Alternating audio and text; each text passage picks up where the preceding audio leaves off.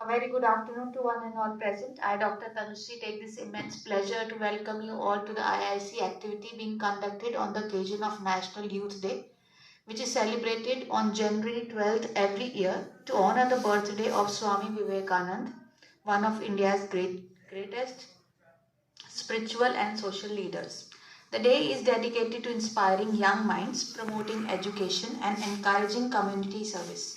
The theme for National Youth Day 2024 is to arise, awake, and realize the power you hold. The celebration provides an opportunity for educating young people about social consciousness, leadership, and responsibility through a variety of talks, events, and cultural events. So, Amity College of Law today is celebrating National Youth Day, and we are indeed very blessed to have Dr. Vaibhav Upadhyay sir from BJMC department. He's currently designated as HOD, and he's from IMT College of Management. So today he is here with us to express his views and opinion about this particular day. Heartiest welcome to you, sir. I now request you to please come on the dais and proceed with the session.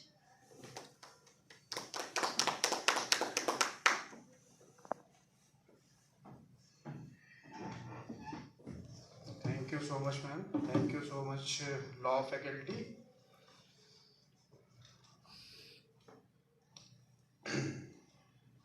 आज जब youth day पे बोलने के लिए मुझे कहा गया, वैसे तो चूँकि जिस संगठन से छात्र जीवन इंस्टीट्यूशन के अलावा जिस संगठन से मैं जुड़ा रहा, उसमें विवेकानंद उसके प्रेरणा कुंज हैं और हम लोग इन्हीं की प्रेरणा से जो भी काम करते रहे हैं अब तक। लेकिन अब तक मैं जब बोलता था तो मैं एक अखिल भारतीय विद्यार्थी परिषद के मंच से बोलता था, और वहाँ बोलने का जो एक माहौल होता था वो वही होता था जो, और प्रेरणा भी उसी तरीके की होती थी जो आप समझ सकते हैं कि गोस्वामी तुलसीदास जी की रामचरितमानस लिखते समय होती है। क्योंकि वाल्मीकि के राम और तुलसी के राम अलग होते हैं, तो इसलिए जब मैंने ये चर्चा की, अगर आप लोग दोनों राम को जानते होंगे, दोनों के राम को, वाल्मीकि के राम को और गोस्वामी तुलसीदास जी के राम को, तो आप इस फर्क को महसूस कर पाएंगे कि मैं जब इस विवेकानंद जी को याद करता रहा और इन पर जो भी कुछ बोला तो मैंने उसी तरीके से बोला, क्योंकि गोस्वामी तुलसीदास राम को एक किरदार के तौर पर नहीं लिखते हैं, राम को स्वामी मान के लिखते हैं। वो पहले ही कह चुके होते हैं कि राम मेरे नायक हैं, और उसके बाद लिखते हैं। तो ठीक उसी तरीके से विद्यार्थी परिषद इस बात को और संघ परिवार इस बात को मान चुका रहता है कि विवेकानंद उसके नायक हैं, और वह जब भी बात करता है, चाहे मैं हूँ चाहे मेरे जैसे हजारों कार्यकर्ता, वो अपने नायक के बारे में ही बात करते हैं। नायक के बारे में बात करते समय कुछ उसकी लिमिटेशन होती है कि जब वो बात करता है तो उसको नायकत्व, और नायक का काम होता है सब कुछ अच्छा ही बताना, और नायक का काम होता है सब कुछ अच्छा ही करना, नायक और खलनायक की जो भूमिका है। तो इसलिए मैंने ये स्पष्ट कर दिया कि मेरे नायक हैं और नायक के तौर पे ही मैं इनको देखता हूँ। वैसे जब विवेकानंद जी की बात करते हैं तो आप सभी जानते हैं कि 12 जनवरी 1863 को इनका जन्म होता है, और जब जन्म होता है तो ये स्वामी विवेकानंद नहीं होते हैं, और ये इनका नाम जो होता है वो नरेंद्र नाथ दत्त होता है, और बंगाल में जन्म लेते हैं। वहाँ जन्म से, और जो मैंने नाम का उदाहरण दिया उसका सीधा मतलब इससे था कि जो नरेंद्र नाथ दत्त हैं ठीक उसी तरीके से स्वामी विवेकानंद होते हैं जिस तरीके से बाद में आके कोई मोहनदास करमचंद गांधी महात्मा गांधी बनता है, कोई गौतम बुद्ध बनते हैं। जैसे जब जन्म लेते हैं और जन्म लेने के साथ ही बालक में तेज को उनकी माँ देख लेती हैं, और उनकी परवरिश भी, जो चूँकि उनके पिता वकील होते हैं बड़े, और कोई बहुत दीनहीन परिवार में जन्म उनका नहीं होता है, बहुत अभाव में कोई उनका जन्म नहीं होता है, एक भरे परिवार में उनका जन्म होता है जहाँ लगभग एक एवरेज जो व्यवस्थाएं चाहिए होती हैं वो व्यवस्थाएं वहाँ पे उपलब्ध होती हैं। बावजूद इसके बहुत आसान था उस बालक के लिए नरेंद्र नाथ दत्त के लिए कि वो अपने पिता के बने बनाए व्यवसाय को, मतलब वकालत को चुन लेता, और शायद वो चुन भी लेता, लेकिन एक वाकया ऐसा होता है कि वो अपने पिता के दफ्तर में बैठे होते हैं। जहाँ तक कि आप लोग वकालत पेशे से हैं और आप सब जानते हैं कि एक ऑफिस जो है वो कोर्ट में होता है, एक ऑफिस उनके घर पे होता है। एक ये, चाहे इसको आप स्टीरियोटाइप इमेज माने, लेकिन ये एक इमेज होता ही है। और एक और इमेज होता है कि वो पाइप सिगरेट, जो वकीलों का एक उस तरीके से, चूंकि कई वकील की वैसी एक पोस्चर बने होते हैं, तो वो रहता था। तो इनके पिता वो पाइप सिगरेट पीते थे। एक दिन ये दफ्तर में बैठे हुए थे, कुछ क्लाइंट आए थे और वो पाइप सिगरेट दो देखा इन्होंने, दो डिब्बा देखा, और दोनों पे डिब्बे पे कास्ट वाइज और क्लास वाइज उस पे था कि कौन सा सिगरेट कौन छू सकता है इसको पीने के लिए।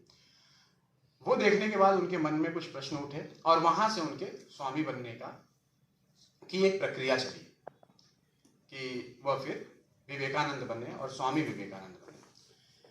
इसके बाद स्वामी विवेकानंद कम उम्र में ही आध्यात्म के रास्ते पे चले।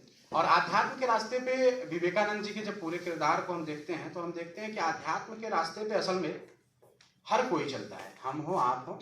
आध्यात्म का और अपनी जो पद्धति है उस आध्यात्म को बताने की वह अलग अलग होती है। ठीक उसी तरीके से स्वामी विवेकानंद जी की भी वह पद्धति और लोगों से उस समय में और उनके दौर में लोगों से अलग रही। और अब एक ये है कि चूंकि यह दिवस जो है 1984 से राष्ट्रीय बालक जो युवा दिवस है इसको मनाया जाने लगा। राष्ट्रीय 1984 में असल में दुनिया ने इस दिन 1984 के साल को युवा दिवस के रूप में इसे इंगित किया।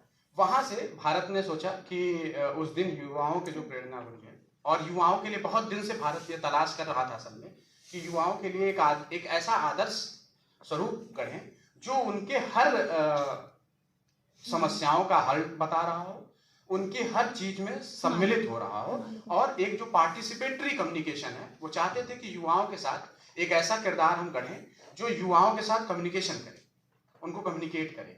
लेकिन उसके साथ ही साथ यह भी उस समय के लोगों का और दार्शनिकों का, सोचने वाले लोगों का यह भी एक उद्देश्य था कि वो एक ऐसा किरदार हो, एक ऐसा नायक हो जो पार्टिसिपेटरी कम्युनिकेशन करे। वो कम्युनिकेशन वो ना करे जो एक एंकर करता है या जो आप न्यूज चैनल पे देखते हैं कि वो बोलता है और बोलता है, लोग सुन रहे होते हैं। वो चाहते थे कि एक पार्टिसिपेटरी कम्युनिकेशन करने वाला कोई नायक युवाओं को दिया जाए। और उस समय में शिकागो, जैसा कि आप लोग अभी जो सब जानते हैं कि शिकागो में उनका एक अपना भाषण हुआ, और जो 9 सितंबर की घटना है, और 9 सितंबर की घटना आमतौर पे हम जानते हैं कि 9 सितंबर की घटना एक बड़े विध्वंस, मतलब अमेरिका के वर्ल्ड ट्रेड सेंटर को गिराया गया। लेकिन 9 सितंबर को भारत न्यूयॉर्क के दृष्टि से नहीं देखता है, न्यूयॉर्क के लिए नहीं देखता है, बल्कि भारत शिकागो की दृष्टि से देखता है, क्योंकि उसी दिन विवेकानंद जी ने शांति का और धर्म की परिभाषा पूरी दुनिया को बताई थी। लेकिन अमेरिका जाने के लिए सिर्फ जो आर्थिक जरूरतें और बाकी वैचारिक प्रतिबद्धता वही जरूरी नहीं थी, बहुत जरूरी था उस समय कि घर से उनको परमिशन मिलती।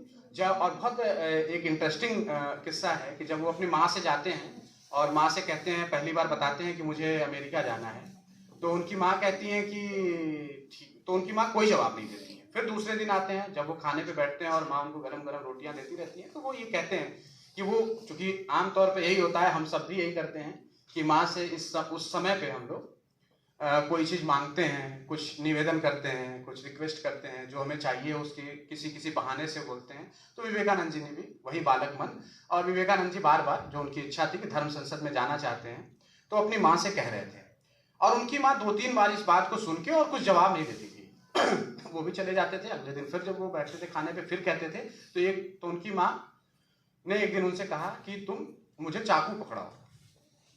तो वो चाकू लेते हैं और माँ को दे देते हैं। माँ देखती है और कहती है, ठीक है, तुम अब तैयार हो और तुम अमेरिका धर्म संसद में जाने के लिए योग्य हो। तो वो कहते हैं, बड़े आश्चर्यचकित रहते हैं, कहते हैं कि मैंने इतने दिन से आपसे कहा, आपने कोई जो है जवाब नहीं दिया, और आज भी जो है ये चाकू लेके कैसे जवाब, मतलब मुझे लगा कुछ आप पूछेंगी, कुछ धर्म के बारे में पूछेंगी, कुछ शास्त्रों के बारे में जानेंगी। तो वो कहती हैं कि नहीं, जब तुमने चाकू पकड़ाया तो मैं समझ गई कि तुम अब परिपक्व हो चुके हो, तुम मैच्योर हो चुके हो, तुम धर्म पे बात कर सकते हो। तो कहते हैं कैसे? तो वो बताती हैं कि जब तुमने चाकू पकड़ाया तो जो लकड़ी वाला हिस्सा था वो तुमने मेरी तरफ रखा और जो धारदार हिस्सा था वो तुमने अपनी तरफ रखा। इसका मतलब कि जो संघर्ष है, जो कठिनाइयां हैं, वो तुम खुद लेते हुए और दूसरों को उससे बचाओगे। तो इसका मतलब तुम अब धर्म पे बात करने के लिए परिपक्व हो चुके हो। मतलब कि जो उनकी माँ धर्म का जो उनको पाठ पढ़ाती हैं, असल में विवेकानंद जीवन भर उसी धर्म के रास्ते पे चलते हैं। और वो कहते हैं कि धर्म सरल होना है, धर्म सहज होना है, धर्म वह है कि आप दूसरे की रक्षा कर पाए, धर्म वो नहीं है कि आपके धर्म से कोई दूसरा करे। तो वहां से इनका किस्सा, धार्मिक एक मैच्योरिटी जो है उनकी वहां बनने लगती है और अमेरिका जाते हैं। जैसा आप सभी जानते हैं कि अमेरिका में वो भाषण देते हैं, जितनी देर का उनका भाषण नहीं होता है उससे ज़्यादा देर तक वहाँ पे उनके भाषण देने के बाद तालियां बजती हैं। और उनका एक जो वो वाक्य है कि अमेरिकन भाइयों और बहनों, वो चूंकि उससे पहले जितने लोग बोलते थे वो नहीं बोले जो विवेकानंद जी ने बोला, इसलिए विवेकानंद जी बहुत खास रहे। विवेकानंद जी हमेशा युवाओं को एक बात जरूर कहते थे कि आप फर्क करना सीखिए कि आप नैतिक बनेंगे कि आप विकसित बनेंगे। नैतिक रूप से आप कितने मजबूत होंगे, अगर नैतिक रूप से आप बहुत मजबूत हैं, मोरल आप बहुत स्ट्रांग हैं, आपके वैल्यूज हैं, तो फिर आप अपने आप जो है विकसित हो जाएंगे और जो जितनी जो चाहत होती है आपकी वो पूरी हो जाएंगे। इसलिए वो 4 तरीके की चीजों को बात करते थे। एक वो कहते थे कि ध्यान की बात युवाओं को, क्योंकि शिकागो में जो उन्होंने भाषण दिया उससे ज्यादा जरूरी था कि उनके जिस भाषण में बहुत ज्यादा चर्चा एकेडमिशियन नहीं करते हैं, हम शिकागो तक ही सीमित हो जाते हैं, उससे ज्यादा जरूरी भाषण उन्होंने मद्रास में दिया। और मद्रास में जो उन्होंने भाषण दिया वो उन्होंने दिया भारत का भविष्य। और जो भारत के भविष्य पे उन्होंने मद्रास में भाषण दिया वो ज्यादा इंपॉर्टेंट था 1893 में। और वो भाषण उनका इस नाते महत्वपूर्ण है कि हर एकेडमिशियन को हर सिलेबस का ये पार्ट होना चाहिए। बहुत जगह पे आप देखेंगे कि अभी स्कूलों में ये विद्या भारती का, अभी मैं एक आर्टिकल पढ़ रहा था तो उसमें ये था कि विद्या भारती के सिलेबस में उनके स्पीच को शामिल किया गया है। वह जो उनका स्पीच था वह शिकागो के स्पीच से ज्यादा इंपॉर्टेंट था। इसलिए ज्यादा इंपॉर्टेंट था क्योंकि उसमें युवाओं को संबोधित करते हुए उन्होंने 4 बातें बताई। उन्होंने कहा ध्यान कि युवाओं को अगर ध्यान केंद्रित का मतलब कि जब वो अपने एक जगह पे बोलते हैं, जो एक कोटेशन के तौर पे बहुत आप लोगों ने देखा होगा कि पूरे दिन में एक बार आप अपने आप से जरूर बात कीजिए। अगर आप अपने आप से बात नहीं करेंगे तो असल में आप उस समय में एक बहुत ही महत्वपूर्ण व्यक्ति से बात करने से चूक जाएंगे। तो जब वो ये बात कहते हैं, इसका मतलब वो कहते हैं कि जो ज्ञान है या जो ईश्वर है वो आप खुद हैं। आप अपने आप को देखिए। और देखने के लिए वो क्या कहते हैं? देखने के लिए वो कहते हैं कि ध्यान कीजिए। ध्यान करेंगे, अच्छा हमेशा ये कहा जाता है कि आप धर्म के रास्ते पे चलेंगे तो आप ध्यान अच्छा कर लेंगे, लेकिन विवेकानंद जी इससे इतर कहते थे। विवेकानंद जी कहते थे अगर आप ध्यान करेंगे तो आप सही धर्म को समझ पाएंगे। इसका उदाहरण आप देख सकते हैं कि आमतौर पे आप देखेंगे कि जो पूरे देश में आपने कुछ विगत दिनों में देखा होगा, आप लोग तो लॉ वाले लोग हैं, केस स्टडी भी पढ़ते हैं, केस स्टडी बच्चों को पढ़ाते हैं, केस पे पूरी आपकी नजर होती है, रूलिंग जो सुप्रीम कोर्ट की है उस पर आपकी नजर होती है। आपने देखा होगा कितने बाबाओं का केस है जो धार्मिक धर्म के आड़ में गलत काम करते हैं, धर्म की आड़ लेके गलत काम करते हैं। तो उनको बताते समय भी जो है विवेकानंद जी ने वो इंगित करते समय उन्होंने कहा कि पहले आप ध्यान कीजिए। ध्यान करेंगे, जब आप खुद को जान जाएंगे तो असल में आप संसार को जान जाएंगे, और फिर जो आप बात करेंगे वो संसार के भी हित में होगी और आपके भी हित में होगी, और यही आपका धर्म होगा। उसको जानने के बाद जो चीजें आप समझेंगे वही आपका धर्म है। और धर्म के बाद वो कहते हैं कि आपका, अगर आप धार्मिक होंगे, आप धर्म की समझ रखेंगे तो आप शक्तिशाली होंगे। वो शक्तिशाली वो नहीं कहते हैं कि वो आप इस तरीके के शक्तिशाली हो जाइए कि वो उस शक्ति को आप गलत चीजों में इस्तेमाल कीजिए। वो कहते हैं कि जब आप शक्तिशाली होंगे तो आप क्या करेंगे? शक्तिशाली होंगे तो आप सेवा करेंगे। जो लास्ट में जब अंतिम बार यूरोप से भारत आते हैं तो वो सीधे बेलूर जाते हैं, और बेलूर जाने के बाद वो जो रामकृष्ण परमहंस मिशन जो की शुरुआत थी और मठ की शुरुआत थी वहां से वो करते हैं। अच्छा, तो ये क्या कहते हैं कि जब आपको शक्ति मिले, मतलब जब इन्होंने ध्यान किया और ध्यान करने के बाद धर्म को समझे, धर्म को समझने के बाद जब इनके अंदर शक्ति आई, धार्मिक शक्ति आई, धर्म की शक्ति मतलब कि वो समझ गए कि अब क्या सत्य है, क्या असत्य है, तो फिर कहाँ आए? सीधे बेलूर गए। और बेलूर गए, वहां पे उन्होंने मठ की स्थापना की, और मठ की स्थापना करने में उन्होंने क्या किया? रामकृष्ण परमहंस मिशन बनाया। और वह मिशन बनाने के बाद उन्होंने उस मिशन में ऐसे लोगों के लिए जो दीनहीन वंचित थे उनके लिए उन्होंने कार्य करना शुरू किया। हाँ, ये बात अलग है कि उसके 2 साल बाद ही उनकी मृत्यु हो जाती है 1902 में, और फिर वो मिशन उनके बिना चलता है, लेकिन उनके विचारों के साथ चलता है, और यही विवेकानंद जी चाहते थे और यही राम ने भी किया। राम ने अपने जीवन भर की यात्रा में ये बात बताया कि राम से ज्यादा महत्वपूर्ण राम का नाम है। कैसे बताया? तो उन्होंने, जब आप सब जानते हैं, रामचरितमानस आपने पढ़ा होगा कि जब राम जी खुद जो है वो पुल बनाने के लिए पत्थर फेंकते हैं तो वो पत्थर डूब जाता है, लेकिन जब राम का नाम लिख के जाता है तो हो जाता है। वो असल में गोस्वामी तुलसीदास, मैं हमेशा इस बात को, मैं चूंकि संचार का विद्यार्थी हूँ और मैं हमेशा एक स्पेस चाहता हूँ कि बात करने में, डायलॉग करने में एक स्पेस बना रहे। आप धार्मिक हो सकते हैं, अधार्मिक हो सकते हैं, आप नास्तिक हो सकते हैं, आस्तिक हो सकते हैं। अगर आप मेरे जैसे राम को भगवान मानने वाले हैं या गोस्वामी तुलसीदास जैसे नायक मानने वाले हैं तो आप राम को उस तरीके से मान सकते हैं। नहीं तो अगर आप राम को सिर्फ जो है एक किरदार भी माने तो वो किरदार आप देख सकते हैं कि वो कैसे पूरे जो है वो एक मैसेज, हर अपने कार्य में मैसेज दे रहा होता है। विवेकानंद जी ने जब उनका रामकृष्ण मिशन नाम रखा तो असल में उस पर बहुत जरूरी है कि आप जाने कि राम और कृष्ण ही उन्होंने, और ढेर सारे नाम, पूरी दुनिया जो व्यक्ति घूमा वो यही नाम क्यों रखता है। टॉमस फ्रीडमैन उस समय जो है एक अलग अलग अमेरिका में पर पार्टी लेके चलते हैं और वो अपनी एक उसी से पुस्तक लिखते हैं और लिखते हैं द वर्ल्ड इज फ्लैट। जिस समय इस तरीके की बातें हो रही थी और जिस समय जो एक अलग डिस्कोर्स लेके लोग चल रहे थे, उस समय उन्होंने राम और कृष्ण ही, जबकि मूर्ति पूजा के विरोधी थे, लेकिन उन्होंने राम और कृष्ण ही क्यों नाम रखा? क्योंकि जब वो कहते हैं कि ध्यान करेंगे और धर्म की बात करते हैं तो उस बीच में एक संघर्ष था। वो कहते हैं जो संघर्ष करेगा वही होगा, और राम और कृष्ण दो ऐसे किरदार थे कि दोनों ने अपने जीवन में संघर्ष किया, बिना संघर्ष किए नहीं बने। ठीक उसी तरीके से विवेकानंद जी ने संघर्ष किया। मात्र 39 साल की उम्र में, 39 ईयर एज में, विवेकानंद जी अपने कामों की वजह से ज्यादा अपने संघर्ष की वजह से जाने जाते हैं। 39 एज जो है बहुत काम करने का ऐसा नहीं होता है कि आपने बहुत जीवन में बहुत कुछ पुस्तकें लिख दी, आपने 150 पुस्तकें लिख दी, बहुत रिसर्च पेपर लिख दिया, स्कोपस और यूजीसी में छप गया। लेकिन जो 39 ईयर की एज में उन्होंने संघर्ष किया, वही संघर्ष हम पढ़ते हैं, वही संघर्ष हम युवाओं के लिए प्रेरणा स्रोत है। वही उसी संघर्ष के आधार पे हम जो कहते हैं और जो हम करने की कोशिश करते हैं वो उसी संघर्ष के ही आधार पे करते हैं। तो इसलिए विवेकानंद जी ने बताया कि संघर्ष बहुत महत्वपूर्ण है, और इसलिए उन्होंने अपने उस मिशन का, अपने उस मठ का नाम रखा राम और कृष्ण मिशन। राम कृष्ण मिशन, क्योंकि राम और जो कृष्ण थे वो संघर्ष की, आप संघर्ष कीजिए। और संघर्ष करने का कैसे? अब आप देखिए कि राम जब पैदा होते हैं तो पैदा होते समय बस सिर्फ एक बार उनके लौकिक जो रूप था उसी से लगा कि भगवान, और नहीं तो वो इंसान बन के ही हमेशा भगवान रहे। जब वो पैदा होते हैं, क्यों गोस्वामी तुलसीदास या वाल्मीकि का वो पूरा इतना किस्सा लिखते हैं कि राम पैदा होते हैं और राम पैदा होने, क्योंकि युवाओं को वो मैसेज देना था। हर समय, हर दौर में जो है वो ये था कि युवाओं को कैसे, क्योंकि युवा जो होते हैं वो किसी भी राष्ट्र की सबसे जरूरी, सबसे कीमती चीज होते हैं। सबसे कीमती जो चीजें होती हैं वही जो है उसको हर समय में, चाहे साहित्यकार हो चाहे निराला हो। निराला ने कहा राम की शक्ति पूजन। आप सोचिए, इस पे विचार करना चाहिए हम एकेडमिशियन है वो हमेशा, कि क्यों ऐसा होता है कि वाल्मीकि जो लिखते हैं उनके राम अलग होते हैं, गोस्वामी के राम अलग हो जाते हैं, निराला के राम अलग हो जाते हैं। निराला कहते हैं राम की शक्ति पूजा, और वो जो है गोस्वामी तुलसीदास उनको स्वामी मान के बैठ जाते हैं। वो पहली लाइन से कहते हैं ये मेरे स्वामी हैं, ये मेरे नायक हैं, तो नायक पे लिखूंगा। बहुत जब गोस्वामी जब रामचरितमानस पे आप ढेर सारी आलोचनाएं भी देखेंगे, ढेर सारे जो है क्रिटिक उस पर किया जाता है।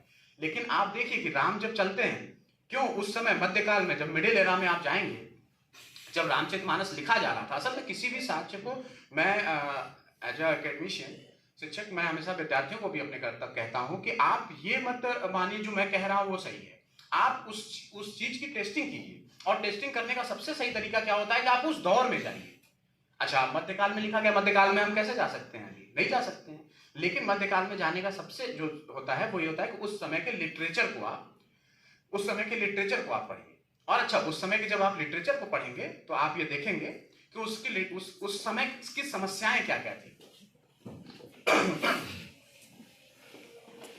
तो जब उस समय की समस्याएं आप देखेंगे मध्यकाल की, मिडिल एरा की, तब आपको समझ में आएगा कि क्यों गोस्वामी तुलसीदास राम की एक कल्पना करते हैं और रामचरितमानस लिखते हैं। तो उस समय की सबसे बड़ी समस्या जो थी वो भुखमरी, इस तरीके के रोग जिसका कोई इलाज नहीं होता था, और वो इलाज के लिए लोग जो है उस समय लोग वो रोग होता था और उससे पहले लोग आत्महत्याएं कर लेते थे। आप मध्यकाल के लिटरेचर को पूरा उठा के देख लीजिए, मध्यकाल में जितने लोग लिख रहे थे, आप मिडिल एरा के जितने भी लिटरेचर हैं, आप उसको इतिहास उठा के देख लीजिए, लिटरेचर उठा के देख लीजिए, वहां पे यही आपको मिलेगा कि उस समय लोग आत्महत्याएं, माएँ सोचती थी कि मेरा अब ये जून का महीना आएगा और इस समय ये बीमारी आएगी। अभी देखिए आज के समय तक गोरखपुर में वो बुखार होता था और उसकी वजह से उस समय लोग प्रभावित होते थे। कोरोना आया तो आप ये सोचिए कि उस समय गोस्वामी तुलसीदास कितने बड़े कम्युनिकेटर थे गोस्वामी तुलसीदास, और क्या मैसेज देना चाहते थे कि वो राम की, मतलब मैं कहता हूं आप राम को न भी माने भगवान, जरूरी नहीं है कि राम को भगवान मान के ही रामचरितमानस पढ़ा जाए, राम को नायक मान के भी, जैसे आप फिल्में देखते हैं वैसे आप रामचरितमानस को पढ़ जाइए, और जब आप पढ़ेंगे तो आप ये देखेंगे कि ये सारी चीजें आपको पता चलेगी। अब बताइए, देखिए जब मध्यकाल में ये समस्याएं थी तो इन समस्याओं को दूर करने के लिए एक नायक चाहिए था। क्यों? क्योंकि माए जो है, जो बच्चों के पिता हुआ करते थे, वो जो है अपने बच्चे को लेकर कुएं में कूद जाया करते थे कि इस समय अब ये रोग आएगा और इसका कोई इलाज नहीं रहेगा, मेरा बच्चा अगर मैं मर गई, माएँ सोचती थी कि अगर मैं मर गई तो मेरा बच्चा तड़पेगा, और मेरा बच्चा मर गया तो मैं कैसे जी पाऊंगी। तो इस दुविधा में वो क्या करती थी कि आत्महत्या कर लेते थे लोग उस समय में गोस्वामी तुलसीदास एक राम लेके आते हैं जो नायक होते हैं, और रामचरितमानस पूरे गांव जो है रामलीला होती है, और रामलीला के माध्यम से लोगों तक ये कम्युनिकेट किया जाता है, और उसका एक ही सार होता है पूरे रामचरितमानस का, मेरे राम आएंगे। राम सबरी के भी हैं, राम सुग्रीव के भी हैं, राम केवट के भी हैं, राम अयोध्या के भी हैं, राम लंका के भी हैं। और ये जब भाव रहता है तो वही भाव तुलसीदास जी लोगों पे संप्रेषित करते हैं एज ए कम्युनिकेटर, और कहते हैं कि आप जिंदा रहिए, कुछ नहीं है, कोई कुछ नहीं होगा आपके बच्चे को, मेरे राम आएंगे।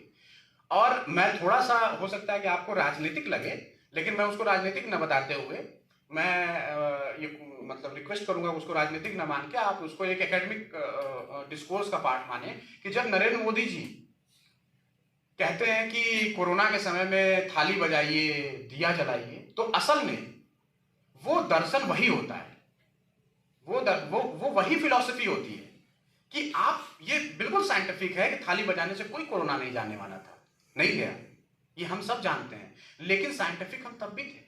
लेकिन साइंटिफिक होना और दार्शनिक होना, विज्ञान की समझ होना और विज्ञान को आत्मसात करना दो अलग अलग चीजें हैं। तो जब वो कहते हैं कि आप थाली, तो वो जब हमने बजाया तो हम एक कलेक्टिव अप्रोच हमारा दिखा, हम सोसाइटीज में सब लोग दिखे कि हाँ इतने लोग हैं, सब प्रसन्न हैं, तो सब लोगों ने लोगों को देखा कि हर कोई जीने की लालसा में ये कर रहा है, हर कोई चाहता है जीना, तो हर किसी के अंदर जीने की लालसा है, और हर किसी को लगा वही राम की संकल्पना कि मेरे राम आएंगे। और यही संकल्पना विवेकानंद रखते हैं।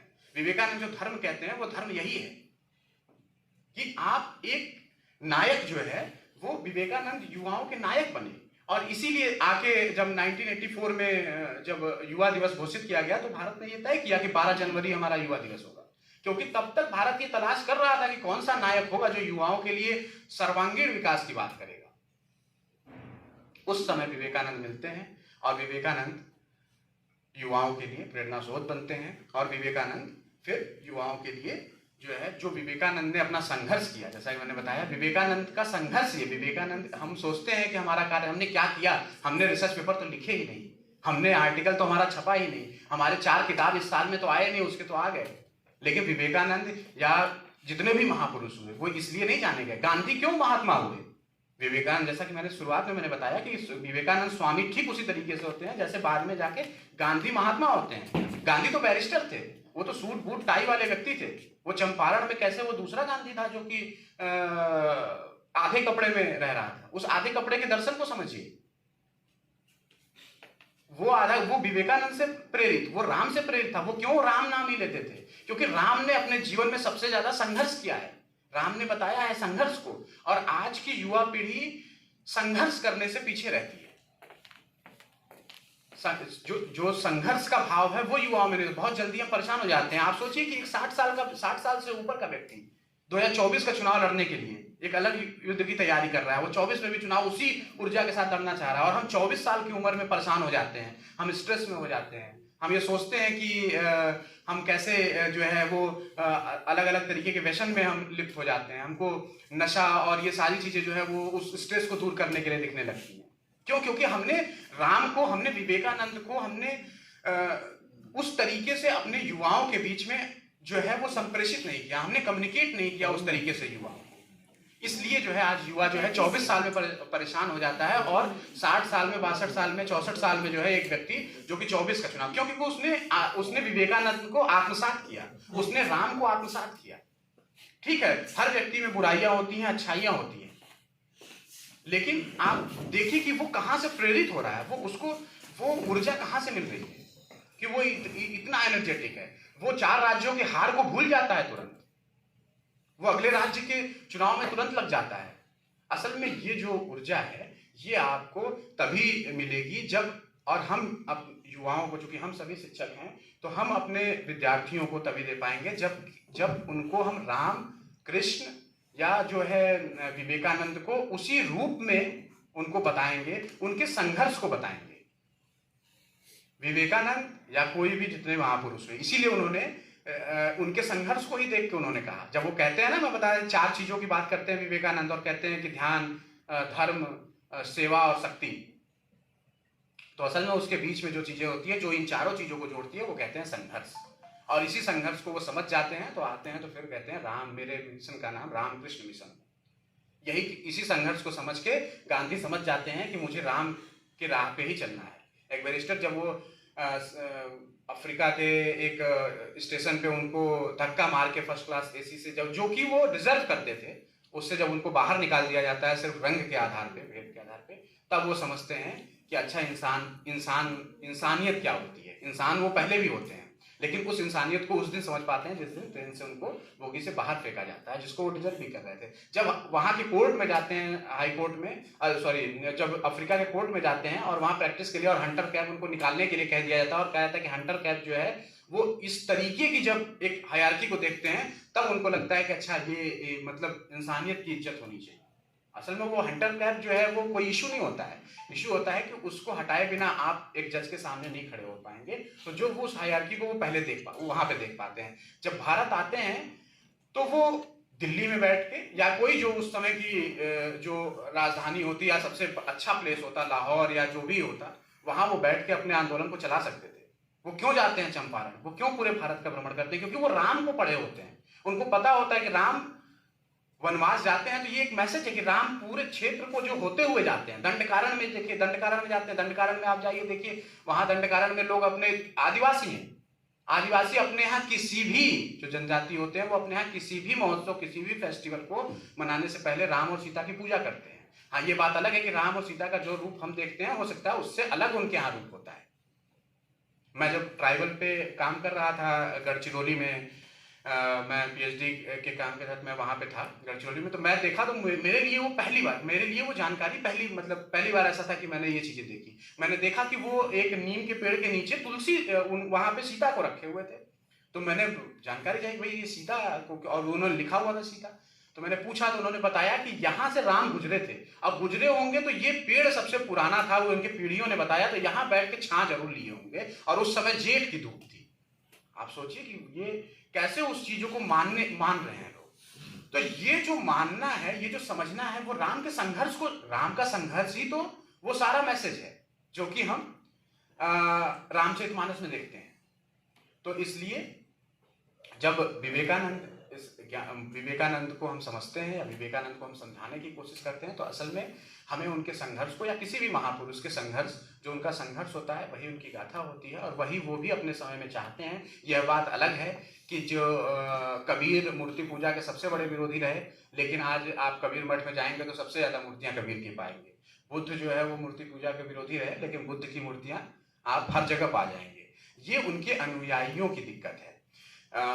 वर्धा जहाँ पे गांधी बहुत समय तक रहे, वहां पे एक चौराहे पे गांधी की मूर्ति लगी हुई थी, और गांधी ऐसे विक्ट्री किए हुए थे। तो उस पे एक व्यक्ति ने वहां पे उस पे केस किया और कहा कि ये जो है गांधी के आदर्शों के खिलाफ है, और गांधी होते तो ये केस करते, और इस तरीके से। तो कोर्ट ने तो खारिज कर दिया, आप सब यहाँ वकील बैठे हैं क्योंकि वो केस नहीं बनता था, लेकिन सामाजिक डिस्कोर्स का वो पार्ट बना और बाद में समाचार पत्रों में बहुत दिन तक छपा और छपने के बाद वो मूर्ति वहां से हटाई गई। उसमें तर्क दिया गया कि गांधी तो कभी ये बताते, गांधी तो अहिंसक थे, गांधी तो हिंसा के खिलाफ थे, और ये कहना कि मैं जीत गया हूं ये अपने आप में एक हिंसा है।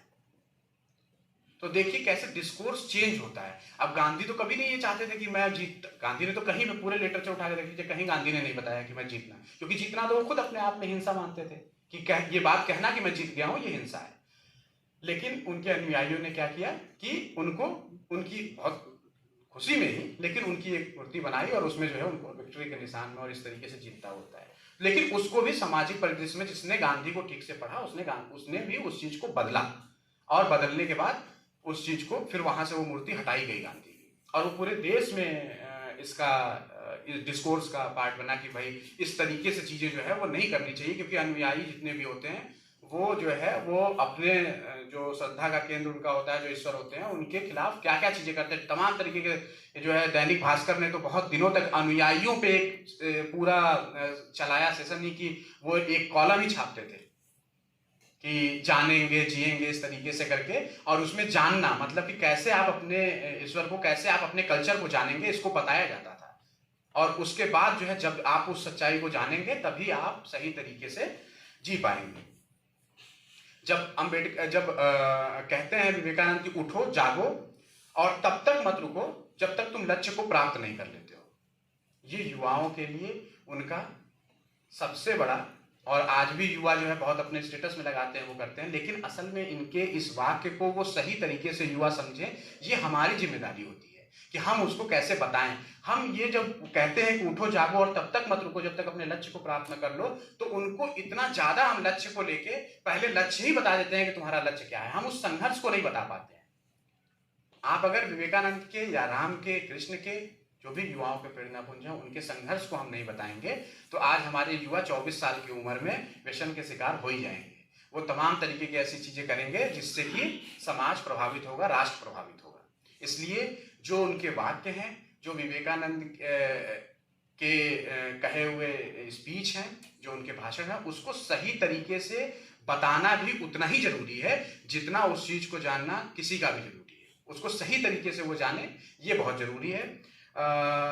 मैं आज मुझे लगता है कि मैंने जो मुझे बोलना था वो मैंने बोल दिया है, और लॉ फैकल्टी का एक बार फिर से मैं धन्यवाद देता हूँ। डायरेक्टर सर यहाँ पे आए हैं, मैं आपका भी बहुत धन्यवाद देता हूँ सर, और मुझे आप लोगों ने सुना, इस बात के लिए मैं सबसे ज़्यादा आप लोगों को धन्यवाद देता हूँ। बहुत बहुत धन्यवाद।